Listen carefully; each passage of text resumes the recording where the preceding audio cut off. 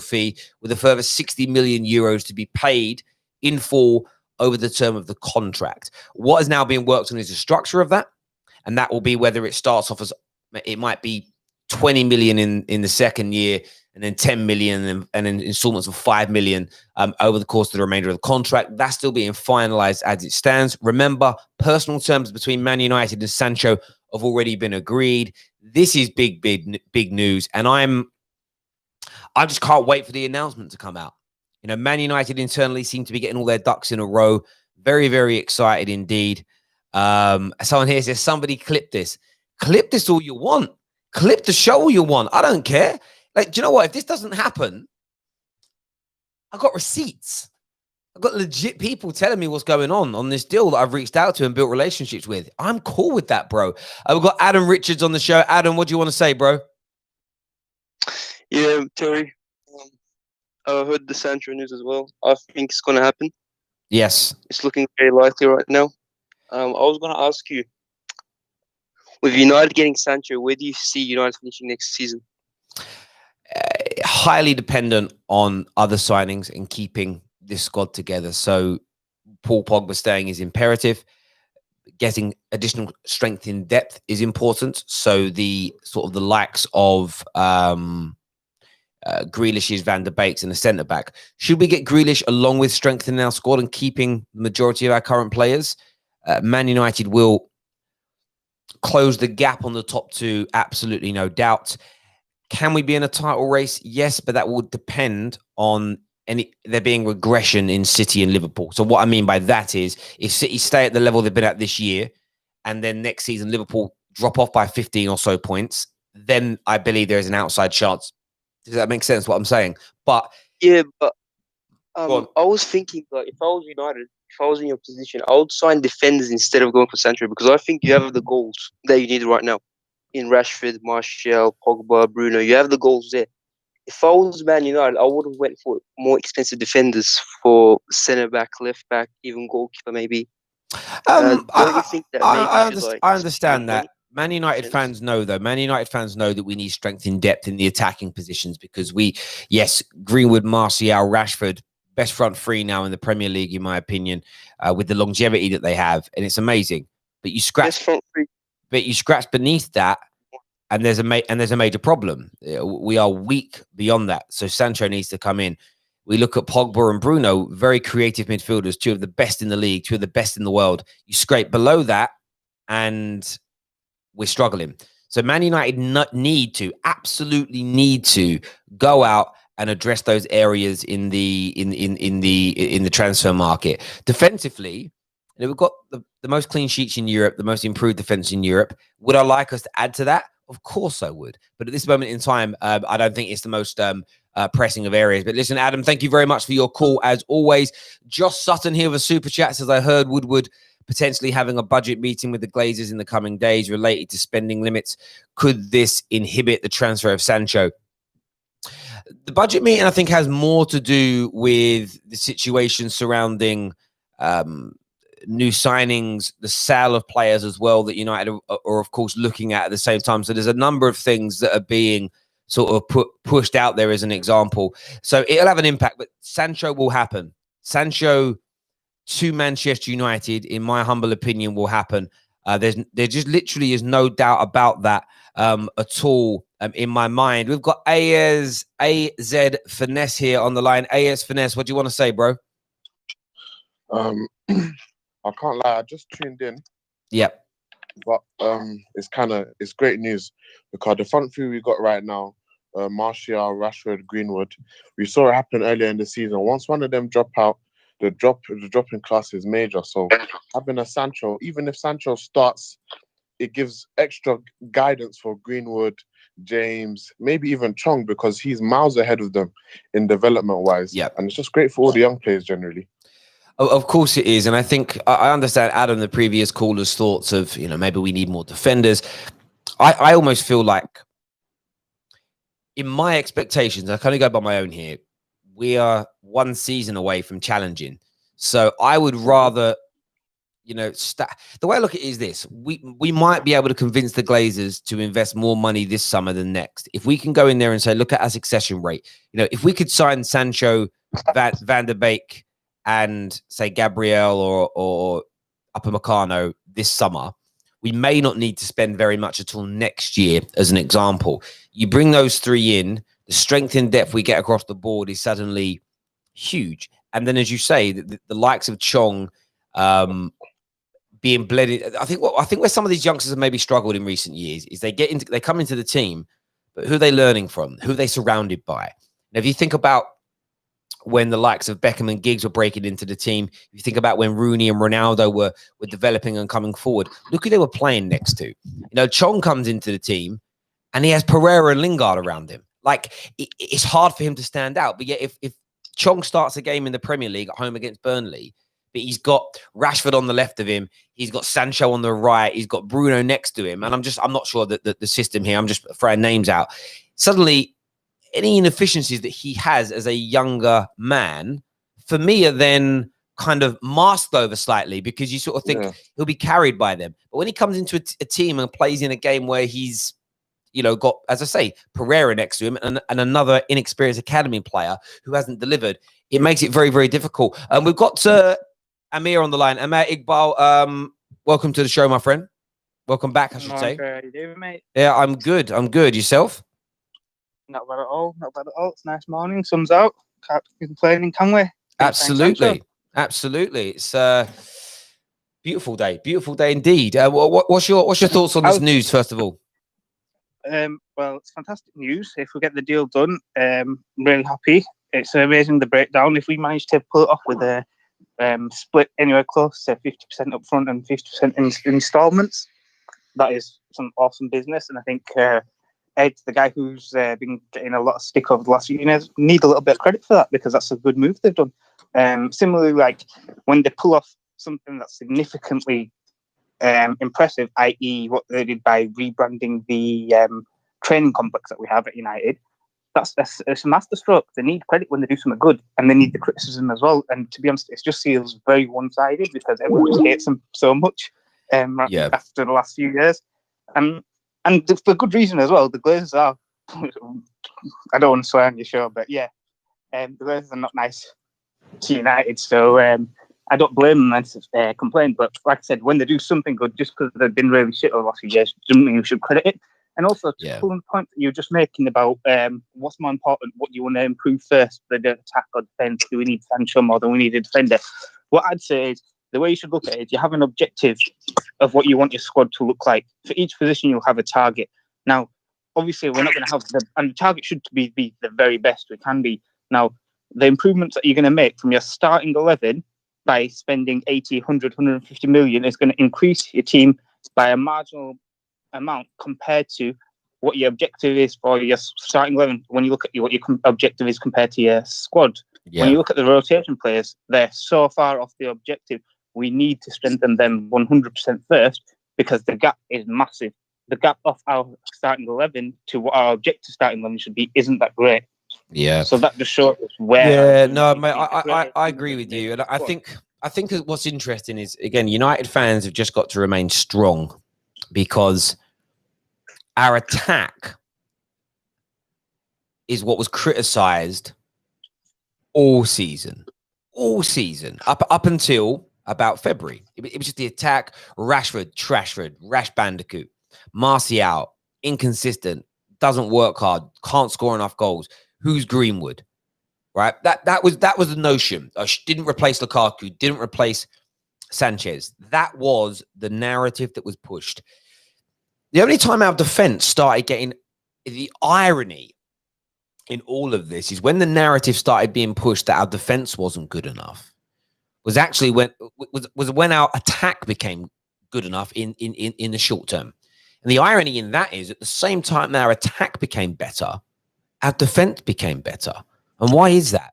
Because people attack you less when you're landing bombs on their jaw. When you're I'm not a connoisseur of boxing or MMA in terms of I don't watch. I've become a casual fan in the last 15 years. If you're watching a fighter, you've got a guy that could absolutely bang, it takes a superior fighter to circumvent those punches. When you're fighting someone who's inferior to you, they want to stay away from an exchange. And I see that a lot with Man United between January until now. Teams have attacked us less because it's like, geez, if we lose the ball in these attacks, the transition's so good for Man United now, and the potency's become something to be worried about, that they score all these goals past us. Now, people are only saying now, oh, you've got to improve your defense first, because it's almost they have this weird belief that if enough people say it, that Woodward and Ollie are going to listen to them. When no, we have to make our attack even more potent first, scary, nuclear, dangerous. The defense is going to get better next year, even if we don't sign anybody, because it'll be another year of them playing together. AWB will be 1 year older, as an example. And I just think that we will add somebody into that as well. I do think we'll actually add a defender this window as well. So I think fans that are United fans that know that this right-hand side of the attack is a priority need to just remain strong and understand that actually, now that's what we're going to focus on here. And that's where the focus needs to be. We added another caller to the show here. We added, he dropped off again at the moment there. Sorry, he's gone. Once Sancho's done on the net, go on, mate. I was just thinking that if we get Sancho on the right wing, would you think it'll be a good idea to go get maybe like a Ismail Sarr, just because of the fact that Daniel James is more of a left-handed side player. Rashford's left-handed sided as well. I'm not sure about Chong. I think he might be right. Is he right or left? I'm not really sure. I've seen him play both badly. I'm not a big fan of Chong myself. But listen, someone like... I agree with you. I agree. I think there's a lot of players at the club that have been relegated who are highly talented that could bolster Man United squad. I really do. We just added Emre into the chat here. Emre, what do you want to say? Hi, Terry. Yeah, what do you want to say, mate? Terry. Yeah, you going to speak or are you just going to make noises? Terry. Okay. You got a bald head, mate. Early for that, you know. I know, these men are up early. We say early. He sounded like he was, I'm not good with accents. He sounded like he was from either Australia or New Zealand, which means actually it's about 9 in the evening for him. We had a super chat here from Azza HD that says, we need our club saved. FSG out. They are ruining us. I am currently making banners and organizing protests. I love a bit of an ironic super chat in the morning as well. It really is. By the way, everyone who's tuning in, 1,000 people live on the show right now, please hit that like button for us. It's really, really important. Please hit the share button as well. Ozman here says, Sancho is absolutely what we need. This is next level news, bro. We definitely need more than just Sancho. We need a CM and a centre-back, but this is the first start to climbing to the summit. And Amir, let me ask you first, and then AZ. Sancho comes in, and let's just say we sign... There's a consensus that we then sign a centre-back and another midfielder that we're all generally happy with, we think improves our squad.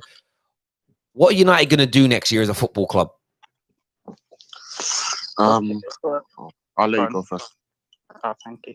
So I think United should have in the head an expectation, and anything we actually do above that is just a bonus. So right now we're coming from a position of a team that's not consistently finishing in the top four, not consistently getting that Champions League money, on the verge of losing the highest revenue sponsors and the sponsorship money that we've been getting over the last few years for our kit deal with Nike and all the rest of it. So, like I said, you have to take into context where we are. So next year, challenging is not an expectation. I think if they finish third again, I'll be happy with that. So remain consistent in your position, and the gap has to be closed, but it has to be a transitional season. So what I want to see is, in the first couple of months of the season, I'm happy to accept some of the draws that we've seen in this providing that obviously because the window's still going to be open when the season starts. Yeah, and we don't have the finished team of the finished starting 11 that Ollie wants. I would be a little bit more accepting of a couple of odd draws to the minnow teams. What I won't accept is the standard slipping in the bigger games. So in the first 3 months, I'll assess it maybe by Christmas and say, okay, if you haven't lost too many of the big games, because that's like something that Ollie's got his job based upon, and also you improve by maybe 15 to 20% on the smaller games, I'll be satisfied. No, actually, maybe even 30 to 40% on the smaller games because we haven't been great. Convert some of them draws into wins or some of them losses into draws, I'll be happy. Get to Christmas, and if you haven't, like when the window basically closes, from that point onwards, I want to see us dispatching all of the smaller teams with frequency. and then we'll be happy to like come and have the odd game where we'll draw, go to Anfield, and maybe not be so expansive. I'll be more willing to accept that then. And like I said, if you finish third, have a good cup run, you win a trophy, great. Again, I'm not going to make that a requirement or all these heads on the line if you don't win a trophy next year. As long as you see improvement in the league, I'll be happy. I hear that. AZ, what about yourself, bro? I mean, what would your good window? What's then your expectations going into next year? I mean, I think next year we should aim to have a season that like a Leicester should have had when they were in second, third most of the season. That's where we should be about. We shouldn't be fighting for top four. We should be secure third, maybe pushing second, maybe just pushing second. But I don't want to be fighting for fourth no more. I think we should use this window to turn that corner. And also, I feel like people saying we needed a new defender. It's just because Maguire had only like 1 or 2 or maybe 3 bad games. But the defense from last season to this season, since Maguire's came in, has been completely different. We've conceded way more goals. We just look way more steady on the ball. Yeah. So I think the defender one might be a bit over exaggerated, but I definitely feel like we need another midfielder. Yeah. On the defensive thing, you're absolutely right. The focus got put on our defense because suddenly the attack was looking really good. If we were still struggling to score goals after Bruno came in, there'd have been no focus on Maguire at all. It's just rivals going, right, okay, we can't look how good they are in the attack now. Right, we're gonna have to look at something else. And do you know what Maguire did? And I was watching some footage back of his. I was assessing his she's one-on-one defending more than anything else. And I was watching it. There's a lot of mistakes since the restart, more than I actually thought in the one-on-one defending. But then what you've got to do with Maguire is do your body of work, do your due diligence. And I'm very fortunate that I have access to the Y Scout account. So I then went and looked at Koulibaly. I then went and looked at Upamecano. I then went and looked at Milan Skriniar. So 3 players who are heavily linked with us. A lot of United fans think are better than what we've got. And I then just looked at, again, I didn't just look at 2 or 3 clips of their one-on-one defending. I literally looked at 60 pieces. And and the way they list things on Y Scout is you look at every single piece of one-on-one defending for the last 5 years is there. So I just looked at their last 60 odd pieces of one-on-one defending, which cover the last kind of 20 games they've played in. And I sat, I'll have to look at the tally chart. I was sitting there making a tally chart on how many times they were turned, how many times they rushed in and got caught out, how many times they made mistakes. They were all about the same. And I mean that sincerely in terms of the amount of times Koulibaly rushed in and took a man out for a stupid foul, or I see Upamecano come in and he got turned easy like Maguire does, as an example. So then, sorry, I'll jump into you in a second. And then I just sort of sat there and thought to myself, I get Maguire's look bad, but then it's a case of, do they look bad because we're only focusing on Maguire's, or is it actually more? So now what I need to do is start looking at more defense. Now I looked at Van Dijk. Van Dijk is just superior to all of them, and we know that. And if he's superior to all of them, but other defenders at the elite level of the game are also being turned and twisted as much as Maguire is, then it doesn't become a Maguire problem. It's just a defensive problem. Maybe there's a lack of top-level defenders. And if there's a lack of top-level defenders, there's no point us moaning about it because it means the replacements are and that's what I would say to United fans. Don't think, oh, my God, look, we've signed Upamecano. That's it. We're sorted at the back. Upamecano is going to get turned as well, because I've seen it. Like, he makes those same mistakes. You were going to say something, mate. Sorry. No, I was just going to say the reason why people might be onto Maguire so much is because I'm not sure which match where there was on the line and the person just tapped it through his legs. I've seen that one picture everywhere for literally that one clip since the match. I've seen it everywhere on Twitter with all the clown, and that just gets into Man United fans' mind because some of us, they're not like all of us. Some of us can't take banter. So when they see a video of Maguire getting fooled around and they're saying, "Oh, this is your £80 million centre back," and then they're in the comments fighting back, that's where I think people start thinking, I think we might actually need a new centre back. Something like that. Let me just tell you this. So there's one bit of footage I saw. Again, it was one. This is how it's crazy. Koulibaly. Now, there were people. I've changed my mind on Koulibaly. I said yesterday I don't even want him. And what I mean by that is if we don't sign him and he goes to another club, I actually don't care. Because for me, I saw mistakes from him above and beyond the mistakes I've seen Maguire make, right? There was one. The ball comes into him. He goes to control it. Just runs under his foot, right? First of all, that's Sunday league level stuff. He then someone then runs through and gets onto the ball. He's turning and trying so hard to run. The way the man stacks and the way the man falls over, it's legit clown-like. Now, my point being is that wasn't the only one. I then went back and watched maybe this season alone about 10 to 12 incidents like that. The problem that you have more than anything is two things. You mentioned one's called availability heuristics or availability bias. When something is played and pushed into your mind with great frequency, it makes you think it's more likely to happen. It's like when we have like terror attacks happen as an example. Do you know how unlikely that is? You know, it's what, you know, people that you're still more likely to die driving your car. I read somewhere you're more likely to die making toast than you are be affected by something major like that. But because of the way it's pumped into your mind through the media, it makes you more prone. I'm not going on trains. I ain't going on buses. I'm not going into busy city centers. Do you realize how unlikely it is anything's going to happen, right? But yet you're fear-mongered because of availability bias. Same thing happens in football. When they did it to Lukaku. Lukaku used to have a really comical first touch as opposed to a really bad first touch, because his first touch that led to a loss of possession or breakdown of play was twice as good as Aguero's and Harry Kane's. The difference was when Lukaku had a bad touch, he would control it and the ball would fly over his head, or he'd control it and nearly break his own leg because he'd fall over it. So they were comical. And then they were published and they were pushed in front of your face. And it just made you believe that Lukaku loses the ball more when he controls it than any other striker. People don't watch. People lie on social media. People lie all the time. I watch loads of Italian football. I watch loads of Spanish football. I watch loads of Portuguese football. No, you don't. But they couldn't tell you what time it starts averagely. They don't know what time kickoffs are. You say, oh, did you see that mistake Koulibaly made in his last game? I did it to some guy once on here. Yeah, I did. Koulibaly didn't start the last game. They didn't watch these things. They don't watch this stuff. Now, I don't claim to watch it, but what I have access to is I can look at someone's stats, and then I can look at every piece of footage that creates those stats. So, because I pay for Y-Scout. It's what I've got.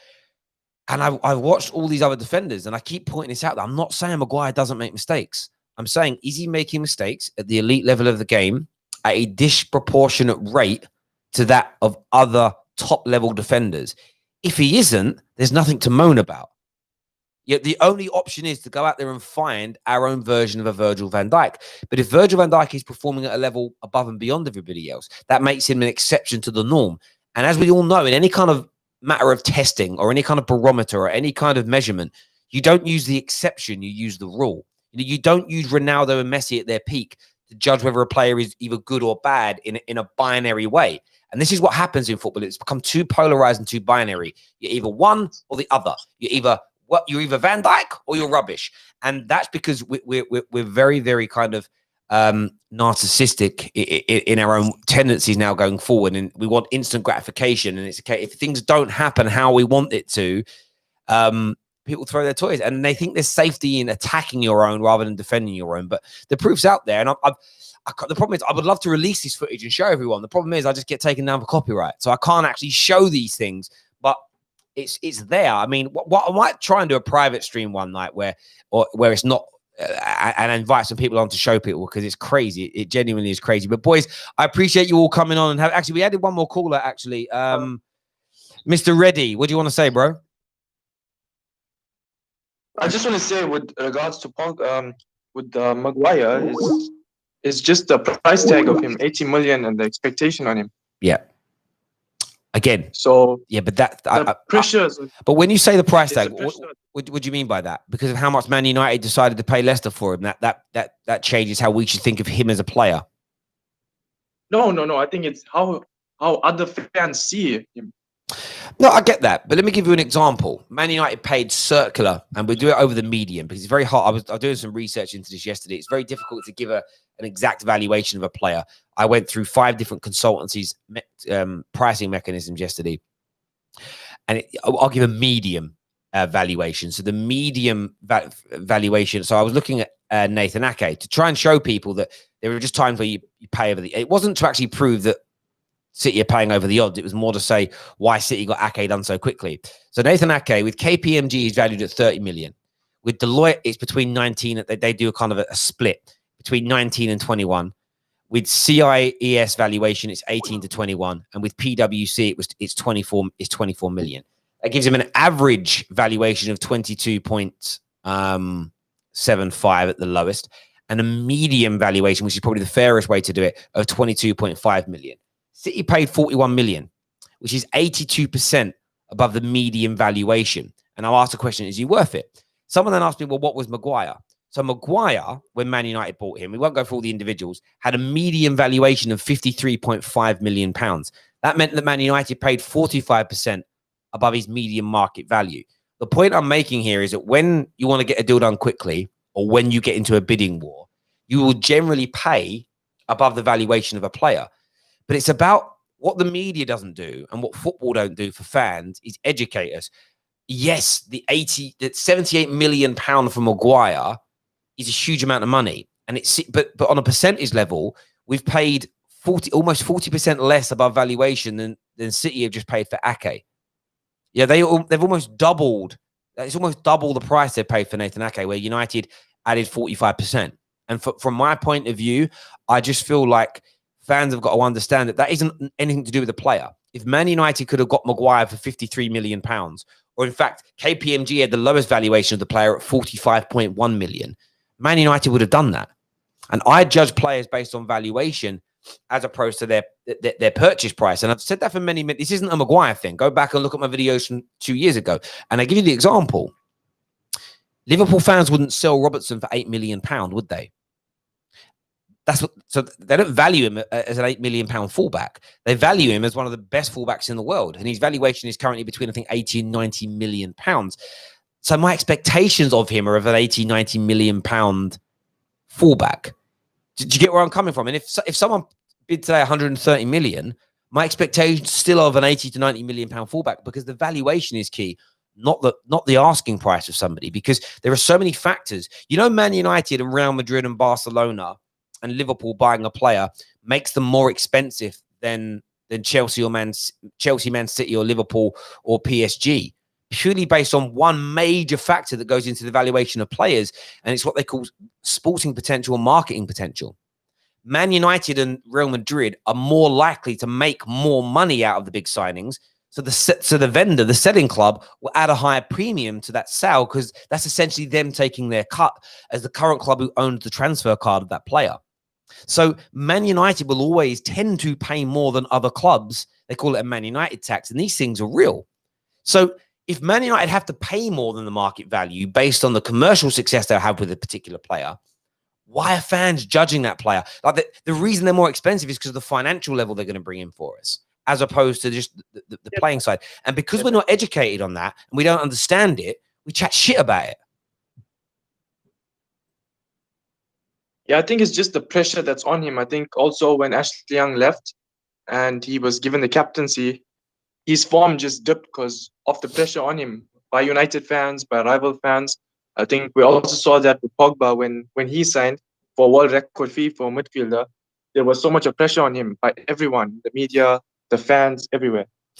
So, mate, and I agree with you, and that was wrong. And we spoke about that on here back in 2016. And people expect Pogba in every game to score, create, and dominate in midfield.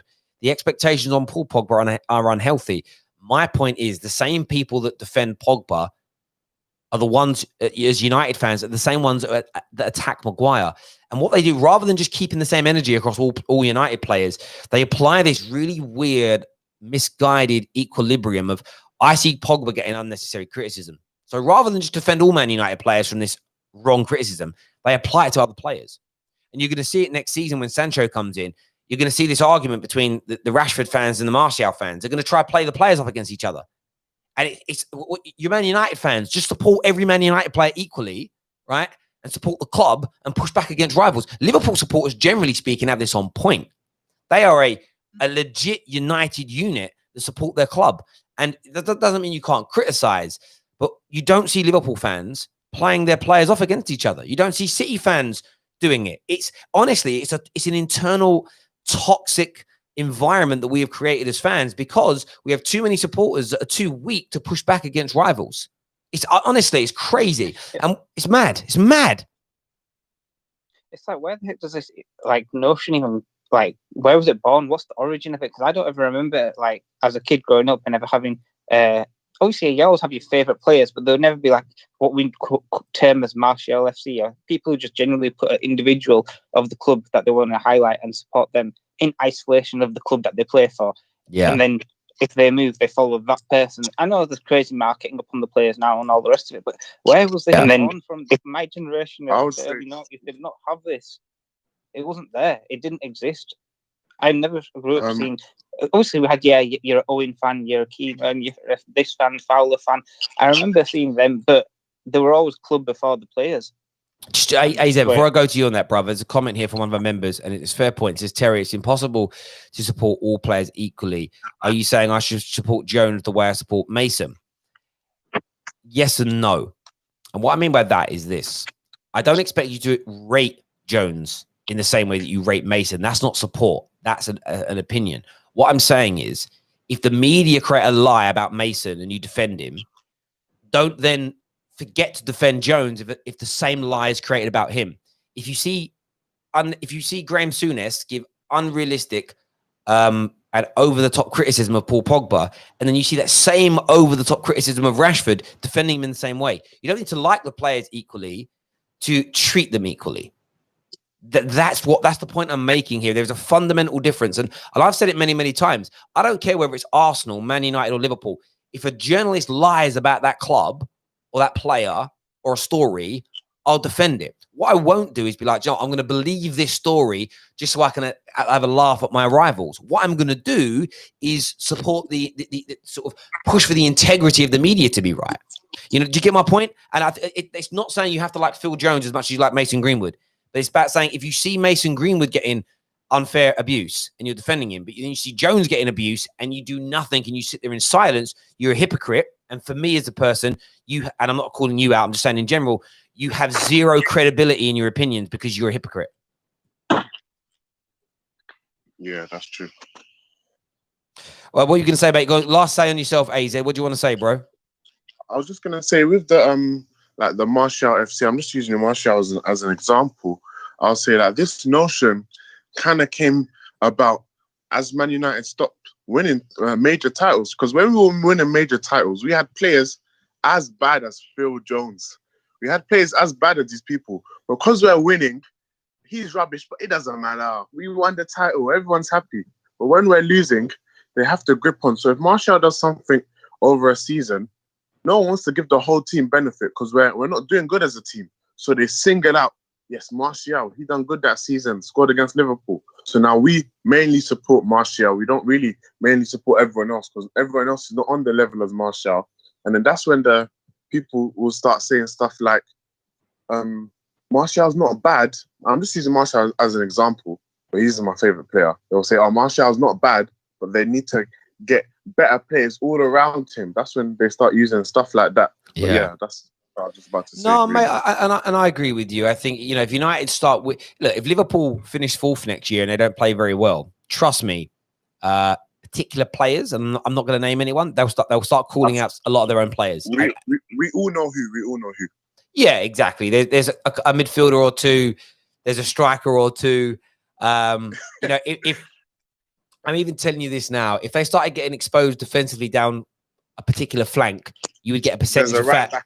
And you would. It's because it's human nature to do it. And I think social media just enables it. And what would happen is the media would pick up on this and go, so those are the 2 or 3 players that tend to trend when they do badly. So then you would start to see articles being produced by particular journalists to push and feed that narrative. It's like, let's feed them a little bit. We'll bring them in it. What we'll do is, how are we going to get the bears here? If you just leave a bit of food out overnight, the bears will come. You know what I mean? And this is what they do, and it's the same pattern over and over and over and over again. And it does make me laugh. It really does. It just how it is. But you always get this in life if you create competition. Like, so as a YouTube channel, I don't have any competition in the sense of there are gigantic channels out there that are amazing. There are small channels out there that are amazing. I just stay in my own lane, do my own thing. And I don't spend any time negatively worrying about what others are doing, like ever. I did used to, but I don't anymore. But I still see like fans of other rival channels who they consider to be they're my rivals. I'm not there. They don't care. Still come into every live stream and chat rubbish. I'll go to you're not as good as this. You're that. You're not. And it's like, what? Imagine wasting your energy on that. Like, think about that. Like, when I finish this live stream, I don't pay any attention to any of that sort of stuff. I don't even pay attention to it when I'm live. And that's how things used to be as a football club. Like, yes, I didn't used to think that David May was that good at centre back, but because we were winning things, it just wasn't. It wasn't at the forefront of my mind. And by the way, the likes of Lingard and Pereira and Jones are not the reason we've become a bad football club. It's the people that have, and I've said this for years and been shot down for it. It's the fact that the owners of the club and the people running the club at the highest level have allowed those players to become first teamers. It's their fault. Like, we could all recognize how bad they were. The irony is, though, a lot of these YouTubers who call out these players, Pereira is a great example. They were the ones 3 years ago were screaming for Pereira to start games because he was superior to everybody else we had in those positions. So half of them don't know what the fuck they're talking about anyway.